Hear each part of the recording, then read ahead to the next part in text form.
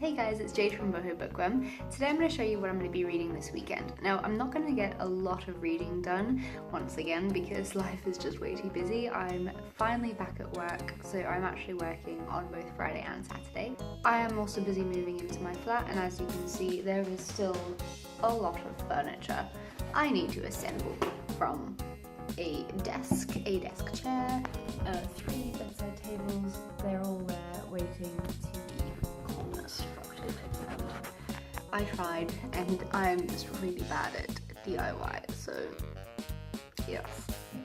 I gave up, poured myself a glass of wine, and I'm now just lying here on my beanbag because I'm not going to have a sofa for a few weeks. I'm busy reading Let Me Lie by Clare Mackintosh. It releases next month in the US. I'm currently 230 pages in. So this book follows this young woman called Anna who's recently just had a baby girl.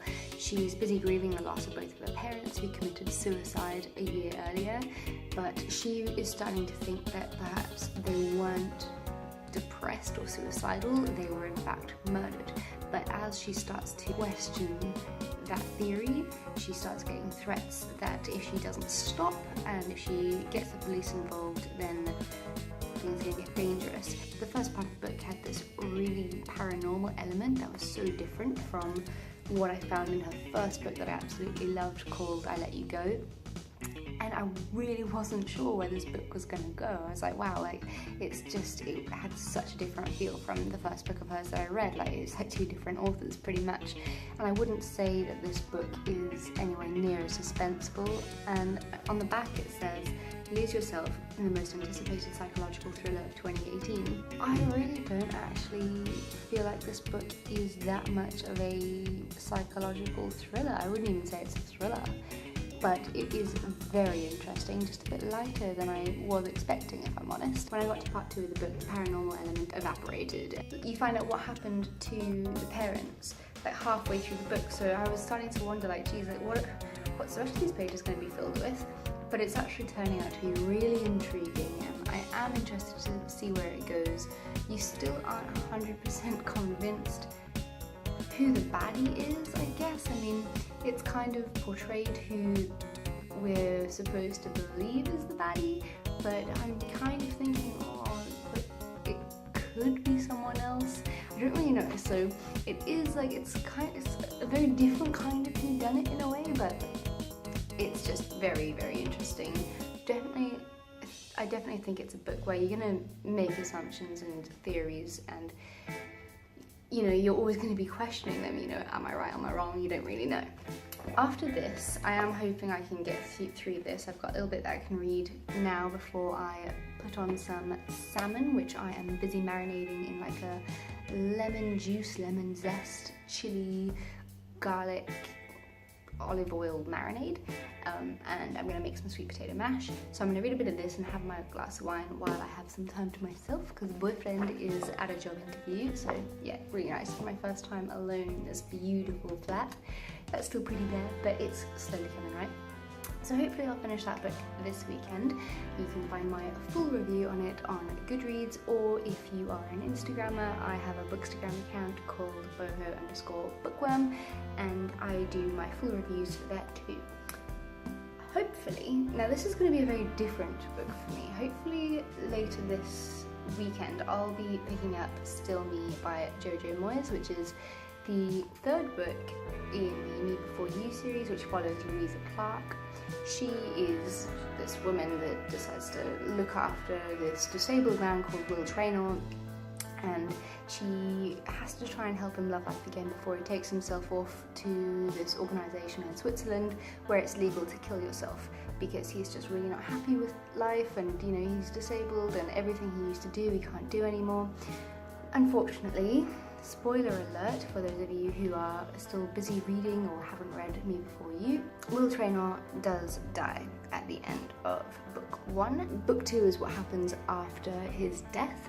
He leaves her a bit of money and says that she needs to go and live her life to the fullest.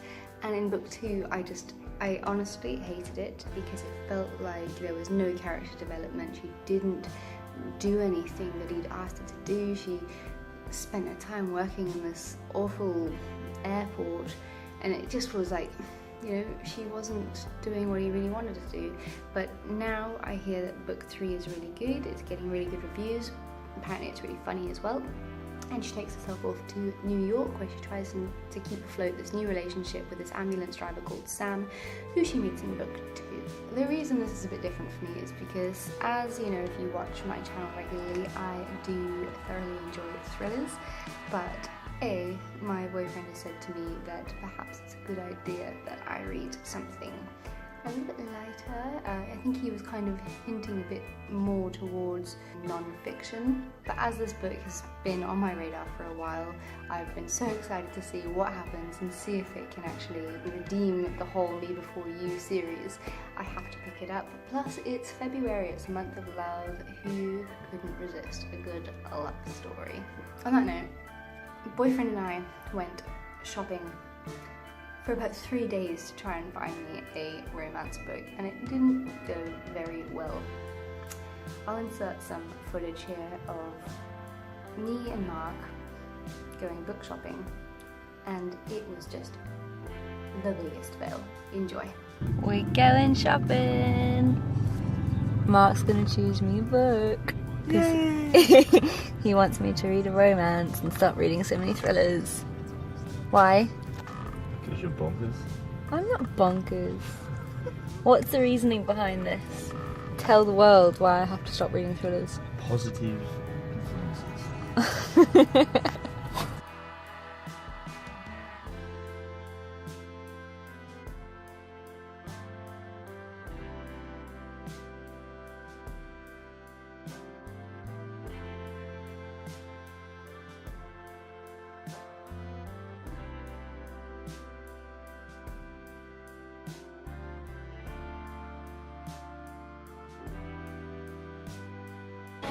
I don't know where Mark's gone. Let's go find him.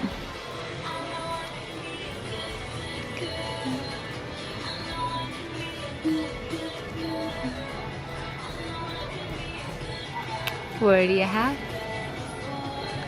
This bloke's been up Everest 11 times. Nice. Mark's climbed Mount Everest. Sexy man.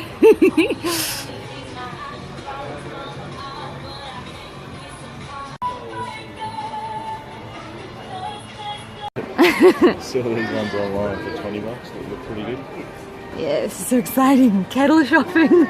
We've given up on books because we can't choose one. Mark's taking me to a book festival. Hooray! It's day 2 of trying to find me a romance book because day 1 it didn't work. Why didn't it work, Mark? I found some really cool books. Yeah, he found books about climbing Mount Everest and then a self-help book. Hey, we all need a bit of help. This is Brisbane. Look at that. That's Story Bridge. Let's get a shot of my book. Yeah, yummy. I've got like massage chairs and stuff. I might just chill out. Look at all these books. They're everywhere.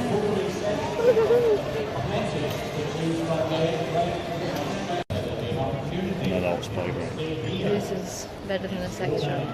Excuse me? Yeah, so that happened. At Lifeline Book Festival, I did buy a handful of books for about $11, which I'm really happy about, but I will do another book haul in an upcoming video, so you'll see what they are then. Let me know what you're going to be reading in the comments down below. Have a great weekend, everyone. Ciao.